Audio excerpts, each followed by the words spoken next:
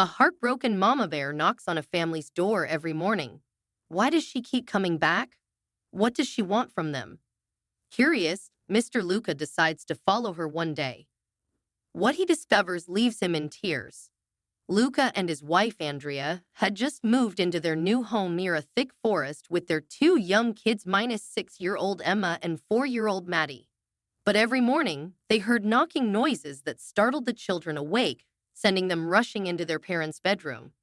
Mommy, Daddy, what's that noise? Little Maddie would whimper, his eyes wide with fright. At first, they thought it was just a bird or a branch tapping on the glass door, but the knocking continued every morning, no matter how early Andrea got the kids ready for the day. The knocking always began first.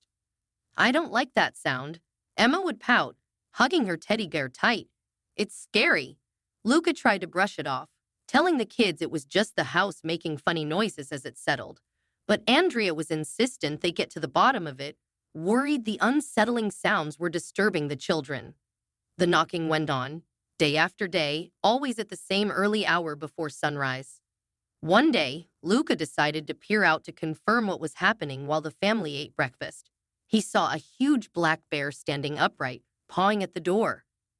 Bear! Bear! Luca quickly shooed the animal away, his heart racing. Emma and Maddie burst into tears, clinging to their mom. See? I told you that noise was strange. Emma wailed. I don't like this house anymore. I want to go. Andrea tried to calm them, though she looked scared herself. Don't worry, it's just a friendly bear looking for some new buddies to play with, she said with a reassuring smile, hoping her light-hearted tone would ease their terror. The next day, the bear came back. At first, Emma and Maddie were terrified, hiding under the covers and crying at every knock.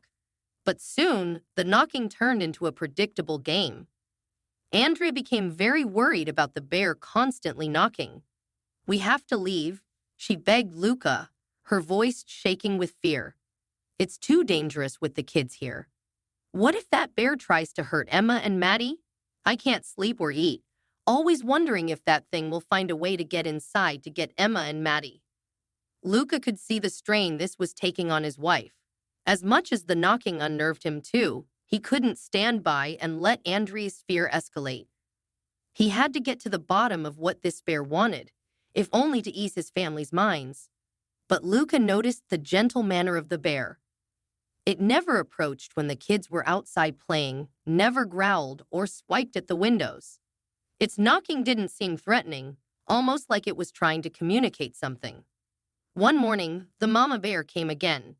Instead of scaring it off, Luca observed quietly through the glass as the bear went through its routine. It knocked gently a few times with its paw, then turned and lumbered back into the trees at the edge of their property. But before disappearing, it paused and looked back at the house, as if waiting to be followed. A crazy thought occurred to Luca. His mind flashed back to when they had first moved in. Earlier, Andrea had been very against moving to such a secluded place, worried about their family's safety. She had nightmares about wildlife attacks or being stranded by storms with no help nearby. But Luca had promised her that he could protect them from any danger, no matter what.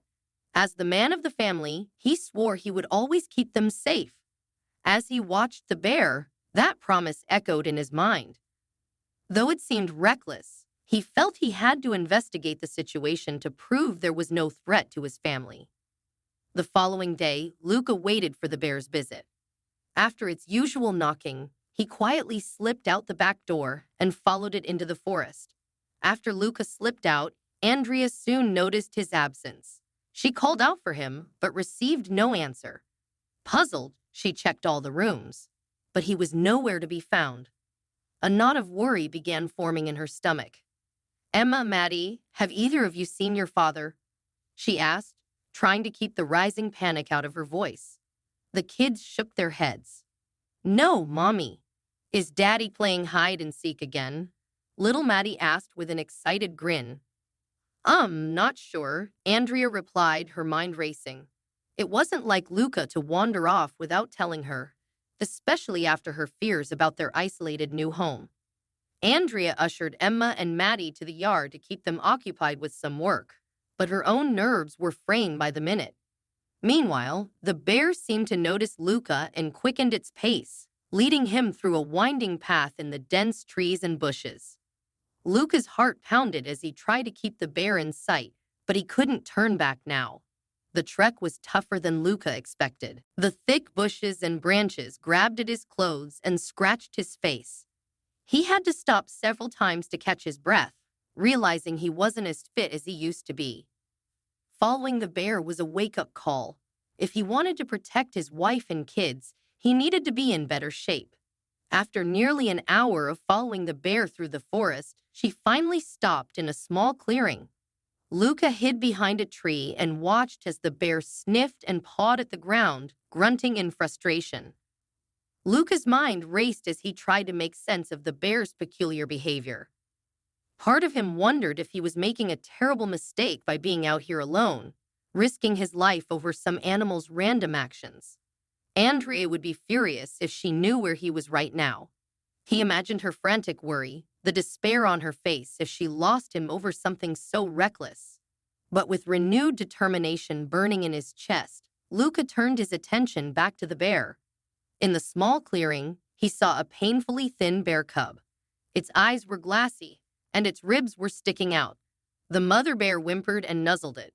Tears filled Luca's eyes as he realized why the bear kept coming to their home, knocking desperately. It was pleading for someone to follow and help its suffering, dying baby. But how could he help?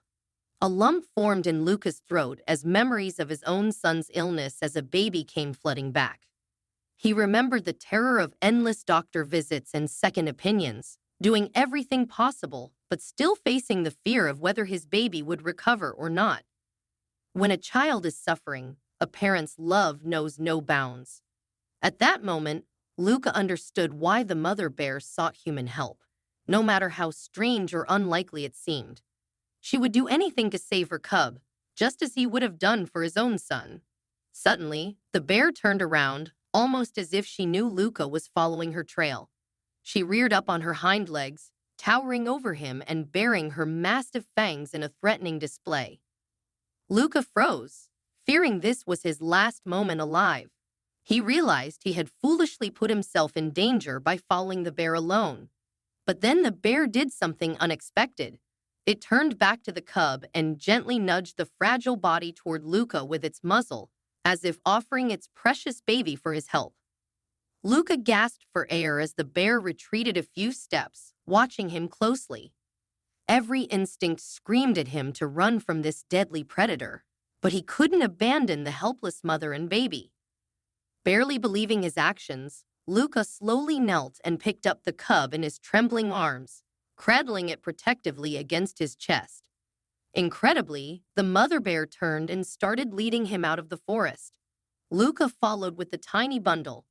As they emerged near his home, the bear stopped and turned to face Luca. In the bear's eyes, he saw gratitude and understanding. The bear sensed his good intentions and trusted him to help its cub. As the bear turned and disappeared into the trees, Luca was amazed.